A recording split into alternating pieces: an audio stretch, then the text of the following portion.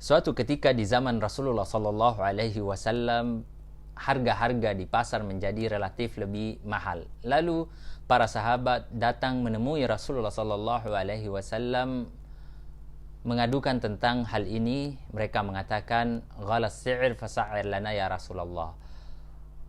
Harga-harga di pasar menjadi relatif lebih mahal, maka stabilkanlah harga bagi kami wahai Rasulullah Sallallahu Alaihi Wasallam. Lalu beliau pun menjawab, "Innallaha huwal musa'ir al-qabid al-basit al-raziq." Sesungguhnya Allah Subhanahu wa taala dialah yang menentukan harga, yang maha menggenggam, yang maha melapangkan, dan yang maha memberi rezeki. Lalu beliau sallallahu alaihi wasallam menyambung hadis beliau dengan mengatakan, "Wa inni la arju an alqallaha wa laysa li ahadun minkum yutalibuni fi damin wala malin." Dan sesungguhnya saya berharap datang menemui Allah Subhanahu wa taala, dan tidak ada salah seorang di antara kamu pun yang membawa tuntutan darah dan harta. Hadis yang mulia ini memberikan pelajaran yang besar kepada kita bahwa dalam keadaan tertentu harga-harga itu adalah sifatnya bebas, diserahkan kepada pasar untuk menentukan keseimbangan antara permintaan dan penawaran.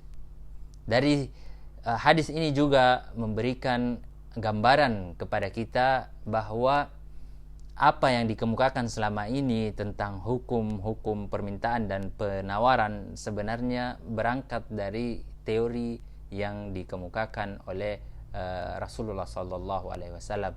Walaupun yang mempopulerkan hal ini atau teori permintaan dan penawaran ini adalah Adam Smith dengan mengatakan bahwa pasar atau titik keseimbangan pasar itu akan ditentukan pada pertemuan antara permintaan dan penawaran, sehingga terjadi titik keseimbangan di antara kedua belah pihak untuk melakukan proses transaksi.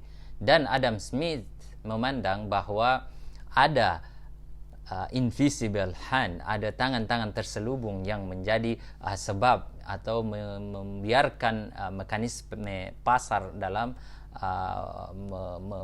mengelola harga tersebut. Jadi tidak ada campur tangan atau intervensi manusia dalam proses kenaikan dan penurunan harga.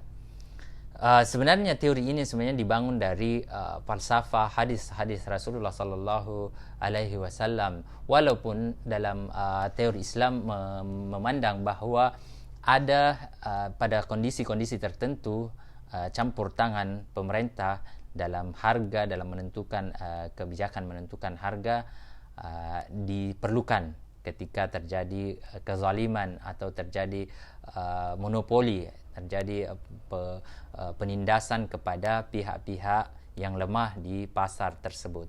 Tetapi secara hukum asalnya bahwa pasar itu dibiarkan berjalan sesuai dengan mekanismenya, sesuai dengan sunnatullahnya, bahwa apabila harga-harga itu menjadi naik, itu adalah suatu hukum sunnatullah dari jumlah barang yang diminta dalam kuantiti yang banyak.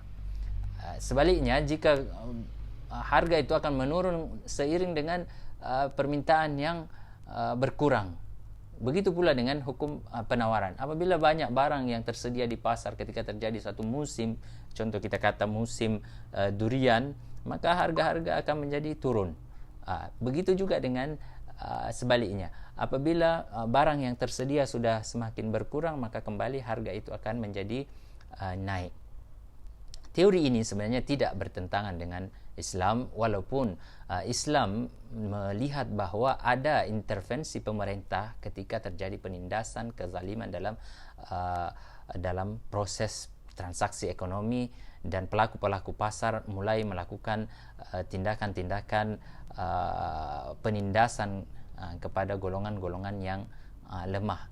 Jadi sebenarnya ekonomi Islam lebih menekankan pada memberi kebebasan kepada pasar, karena itu ialah satu representasi dari sunnatullah, bahawa apabila barang-barang yang tersedia menjadi banyak dan melimpah, maka biasanya harga akan menjadi turun, karena orang tidak terlalu memerlukan dalam jumlah yang banyak.